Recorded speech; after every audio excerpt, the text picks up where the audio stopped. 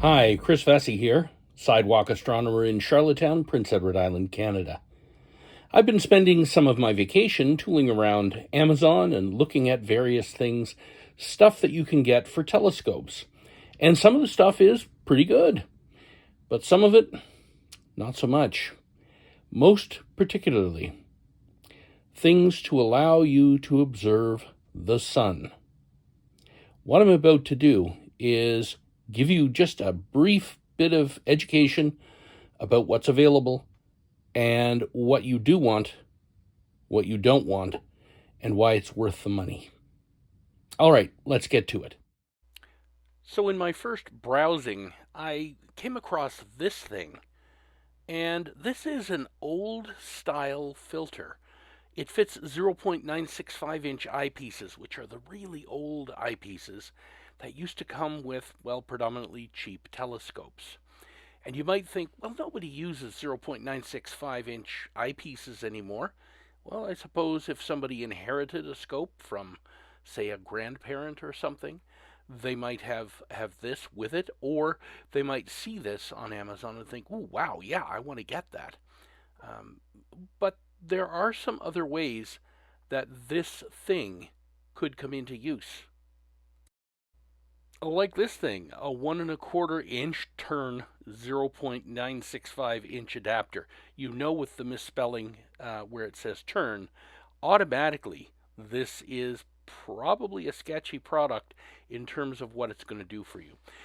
It's meant to allow 1.25-inch eyepieces to fit into a 0.965 hole, which is what the output of that is. And you could potentially put that filter into that hole and then put something around the outside to actually make it 1 1/4 and stick that into an 1 1/4 scope. Don't know how well that would work, but there's a problem with that entire concept.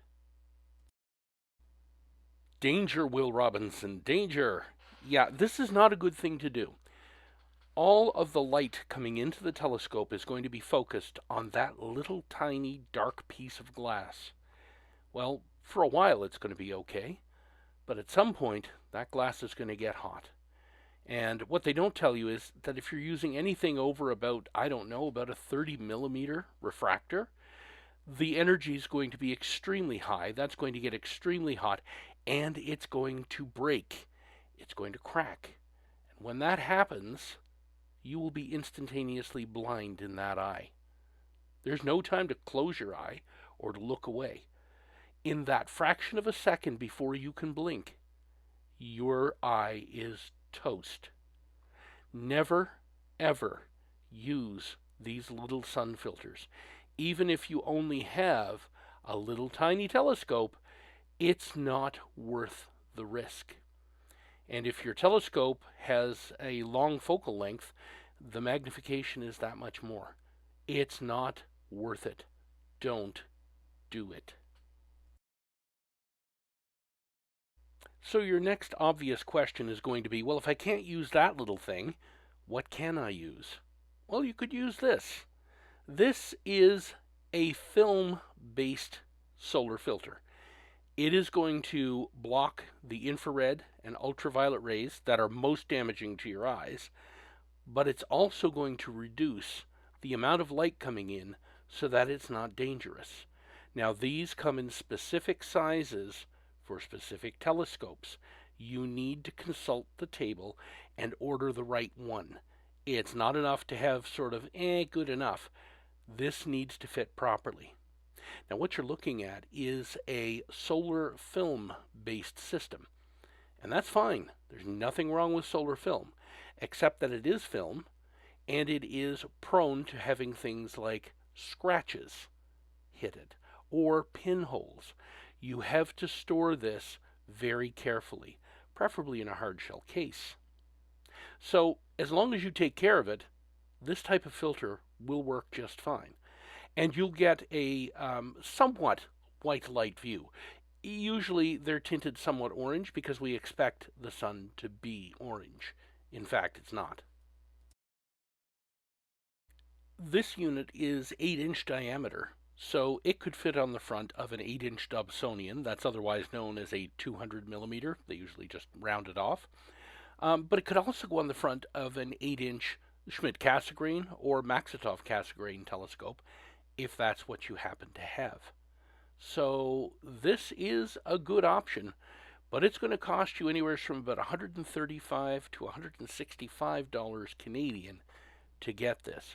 Now you might say, but does it matter? Like whether I'm using a refractor or a reflector or a catadioptric like a Schmidt-Cassegrain or Maxitov-Cassegrain? No, it doesn't matter at all. It's limiting the light coming in at the objective. That's the front of your telescope. So it's reducing it to a safe level right there. You can even hold that filter up and look through it at the sun, and it's perfectly safe. Now, in contrast, this is a glass solar filter. Does the exact same thing as the film, but of course, glass itself is a bit more robust. You still have to take care of it. I still recommend you keep it in a case if at all possible, but it's just a little bit more durable and long lasting. Probably better value for your money overall. So this also fits on the front of a telescope. This particular one that you're looking at is for a 5-inch aperture, 127 millimeter. So yeah, this will work on any 5-inch telescope. Doesn't matter what type it is because again, it's on the front and it's reducing the light level to what is safe for your eye. You can also hold this one up to the sun and look through it, and you won't damage your eyes. As a matter of fact, in either of these cases, we hold the filter up to the sun before we put it on a telescope to make sure there are no pinholes or cuts or deep scratches that allow more light through than there should be. You can always fix these types of filters with a black magic marker, or they usually come with little stickers. If you get like a little chip in it, you can put a sticker on it. Because as you know, at the front of the scope, that's invisible. You don't even see it in your image, right, when you look through it. But it will protect you from too much light. By the way, these filters will also work if you have a cell phone hooked up to your telescope or if you have a proper imaging camera. They will both work. For a glass filter of this size, 127 millimeter or 5 inches is the scope size that it fits, you're looking at approximately $200 Canadian. Yes, a little more expensive, but then your eyesight is priceless. There is one more eyepiece filter that I do want to talk about, and that is the variable polarizing filter. These filters are meant for the moon. You can't use them for the sun. This can reduce moonlight to anywhere from 1% transmission to 40% transmission. So it'll let 1% of the light through up to 40%. But that's not going to blind you. A solar filter allows 0.001, 1/1000th of a percent by comparison. Do not use this filter for the sun. Of course, there are other, more expensive options available to you. This thing that you're looking at right here is called a Herschel wedge.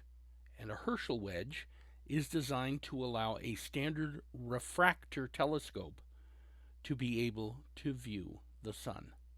Now, there's one very important thing that you realize. It can only be used on a refractor. You can't use it on a Newtonian scope, that's like a Dobsonian scope. You can't use it on a catadioptric, that's a Schmidt-Cassegrain telescope, or a Maxitov-Cassegrain telescope. So if you've got a little Celestron C5, for example, if you've got a scope like that, you can't use it with that because that's a catadioptric design. This thing has filters in it, and it filters out all of the harmful light and reduces it down to a level that you can see. But it does so in a different way from a solar front end and gives you an even more detailed image. And it can allow you to take photographs, astrophotographs of what you're seeing. It has a kind of weird little feature. It's got a little preview screen, which you can see down there, that lets you know when you are on the sun and gives you roughly an idea of whether or not you're focused. Now, I wouldn't use that solely for locating the sun, just for sort of framing the sun. I would be using a solar viewfinder.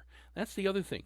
Don't use a regular viewfinder. Take it off your scope, because that equally can burn your eye out.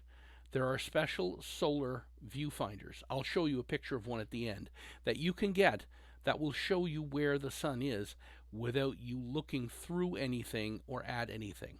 Okay? We'll have a look at that in just a minute. So, as I said, you can't use an ordinary finder scope to find the sun because it's a little telescope and it will also burn out your eyeball. So, instead we use things like this. This is the TeleVue Soul Searcher. You'll find these on some of the upscale hydrogen alpha scopes, which we'll get to in a minute. But this shows a projection through the little hole of the sun on that white area at the back, which you can watch from either side. You can see it from that side, or you can look at it from the back side. Either way, when you see that little white round dot centered in there, you're pretty close to having it fully in the eyepiece. Now, this little gem is very high quality, and as a result, it has a very high price. It's going to cost you about $135 Canadian. Now, this thing is marketed with and without a name on it. So, Angel Eyes, yeah, there's generics of it.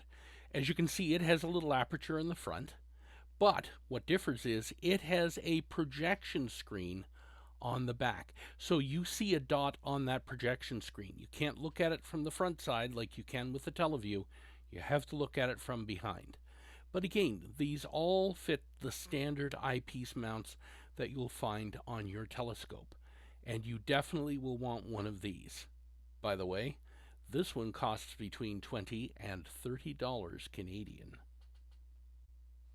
So here's a picture that I took with my cell phone. It's a white light image. I took this down at Victoria Park on the 29th of July. It's not perfect, but it's pretty good. You can see some sunspots there, and it's just a cell phone image. It's not anything special. You can notice some of the light leakage around the cell phone. There's really no way around that with a cell phone mount, especially for daytime astronomy. So what you're seeing, those whitish areas, are just reflections from my cell phone onto the eyepiece and then back again. So the sort of bright thing you see at the top, that's the edge of my camera, and you're sort of looking at the camera lens there. So if you own an ordinary telescope, doesn't matter what type it is, that forward filter is going to let you get views just like this of the sun. And now, to round out our view of solar observation, no pun intended, this is a hydrogen alpha image, which is a light spectrum that is at 656 nanometers. That's the wavelength of that light, which puts it in the red spectrum, a very specific portion of the red spectrum, where hydrogen emits its energy. Now, if you look at this, all of that sort of mottling on the face, that's actually atmospheric currents that are above the part you saw in the previous image. The previous white light image was the photosphere. This is the chromosphere. Now, if you look over on the right-hand side, you will see something that looks like a dark river. We call that a filament. That is actually what you might know as a prominence, but we only call it a prominence when it's at the edge of the sun. And indeed, in this image, you can see a few little flame-like prominences at the edge. But that one would be an area where material has left the sun, sort of gone towards us, and as it did, it cooled. So we're seeing a cooler piece of material against a hotter background. And that's why it looks darker. It looks like a little river.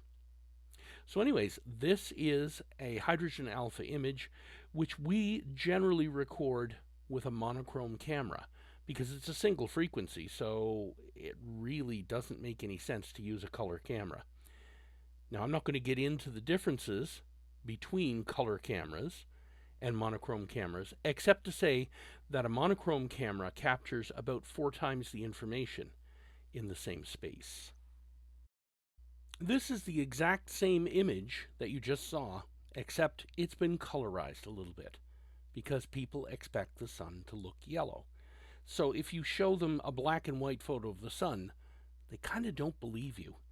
But if you give it a little bit of a yellowish tint to a deeper yellowish tint, then they believe, yeah, that's the sun. Go figure. As I said, you have to have a specialized telescope to be able to see images like this or to photograph them. Now, this is a Coronado Personal Solar Telescope, which is a hydrogen alpha telescope. And that particular telescope is going to allow you to view things in the hydrogen alpha range. It's going to cost you about $1,350 Canadian, plus applicable taxes and shipping. But you will be able to get views like the one you just saw. This is a 40 millimeter aperture telescope.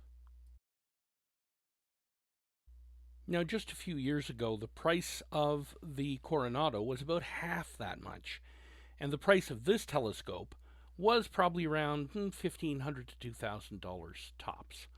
The price on it depends on what scope you buy and what blocking filter it comes with. This is actually the same scope that I have, which is 60 millimeter, and it has the B1200 blocking filter, which is the superior blocking filter. And what you're not seeing, though, is the pressure tuner, which is on a scope like this, which allows you to select the depth of field that you're looking at in terms of the hydrogen alpha. So it can show you details from the surface of the chromosphere, right? Which, remember, that's the atmosphere, so the outer layer of the atmosphere. Or it can show you the prominences around the side. Now, when you see an image that has both the detail of the solar disk and prominences, you have to do a little bit of photographic technique to get the two of those together, right? So you have to superimpose a little bit to get that detail. And of course, with the world trade wars and all of the craziness and tariffs, this thing is now nearly $4,000 as that is configured. I also have a second Ettalon, which screws up on the front. The Ettalon is a device that bounces the solar image back and forth between plates until the only thing left is the 656 nanometer light, which it passes through. The second Ettalon gives you further refinement in the viewing image that you see. Now, of course, you can use a monochrome camera and capture an image and then colorize it yourself. And finally, for those who are interested, this is an image taken through the eyepiece of my solar telescope. It was taken at the beginning of the 2024 eclipse, the total eclipse. And you can see there a little bit of the detail. You can see some prominences. If you look carefully around the edges, you can see those. Again, it's a cell phone shot, so it's not terrific. It's also a color shot, which means that it's about a quarter of the resolution it could be.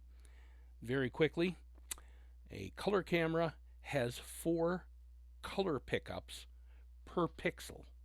A red, a blue, and 2 greens, because green does not pick up as well. In contrast, a monochrome has all 4 just picking up white light. So there's no math done, it doesn't average it into a color. So you effectively get higher resolution pictures. So my primary purpose in creating this video was, of course, to make sure that people are safe, that they don't buy products that are going to cause them to lose their eyesight. It's also to educate about how you can safely look at the sun and the costs that are involved, relatively speaking, all the way from a simple filter setup to an actual hydrogen alpha solar telescope. Hopefully, we've piqued your interest, and if we have, come on out to a Charlottetown Astro Club meeting. Check charlottetownAstroclub.ca for more information.